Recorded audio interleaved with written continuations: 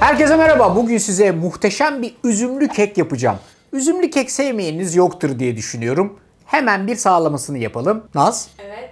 Berşan? Evet. Hakan? Evet. Yıldırım? Evet. 4'te 4 ile mükemmel bir üzümlü kek yapmaya başlıyoruz. Öncelikle küçücük bir yağlama hareketi. Arkasından yağı fırın kabımızın her tarafına sürüş. Hemen arkasından kek kalıbımızı dolaba atarak işe başlıyoruz. Sonrasında da mükemmel bir kek nasıl yapılır onu size anlatacağım. İlk işimiz 3 yumurtayı bu kabın içine kırarak işe başlamak. Ve arkasından 3 tane yumurtayı çırparken 1 su bardağı şekeri yavaş yavaş üzerine ekleyip çırpmaya devam ediyorum. Yumurta ile şekeri iyice çırptık ve macun gibi bir kıvama getirdik. Artık işin içerisine ayçiçek yağını eklemenin zamanıdır. Gördüğünüz gibi şu an elimde Yudum'un Şef Gibi serisinden sıkılabilir şişesinde mükemmel bir ayçiçek yağı var. Kapağını şu şekilde kolayca açıyorsunuz.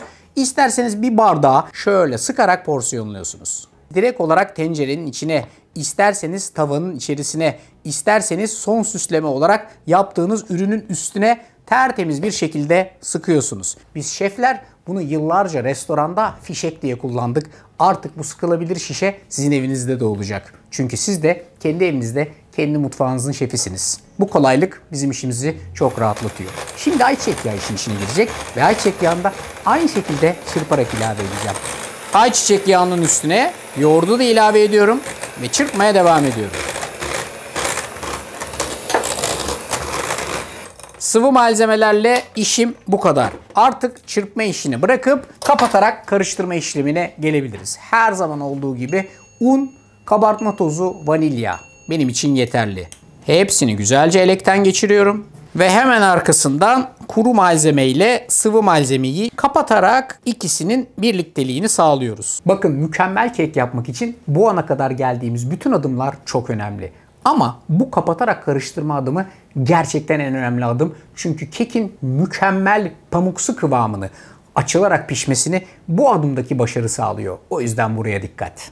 Bu aşamada işin içine üzümleri ekleyeceğiz. Yaklaşık 1 su bardağı ya da 1 su bardağından birazcık az üzüm. Bunu sıcak suda beklettim. İyice şişti üzümler ve hacimleri 2 katına kadar çıktı. Peki üzümler dibe çökmeyecek mi Arda? Bundan endişe etmiyor musun diye düşünüyorsanız asla endişe etmiyorum. Sebebi şahanesi de şudur. Ben bu kekin kıvamını o kadar güzel ve düzgün bir şekilde yaptım ve her şeyi o kadar güzel birleştirdim ki bu kekin içerisinde üzümler pişerken eşit vaziyette dağılacak ve dibe çökmeyecekler. Doğru teknik yaparsanız ekstra unlamaya falan gerek kalmaz üzümleri. Üzümleri ekledikten sonra kapatarak karıştırma işlemine aynı şekilde devam ediyorum. Ve lezzeti bir tık daha arttırmak için de işin içerisine bir parçacık da pirinç fındık ilave ediyorum. Artık bu arkadaşı dolaptaki soğumuş olan kalıbın içerisine transfer edebiliriz. Şimdi tek yapmamız gereken bu arkadaşı 45 dakika 180 derecelik fanlı fırında pişmeye bırakmak. Beklemek zor ama sonuca değer.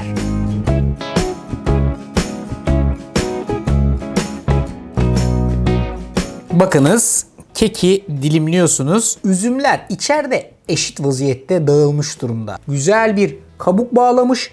İçerisi oldukça puf puf yumuşak kalmış. Kalite kontrolün de böylesi makbul.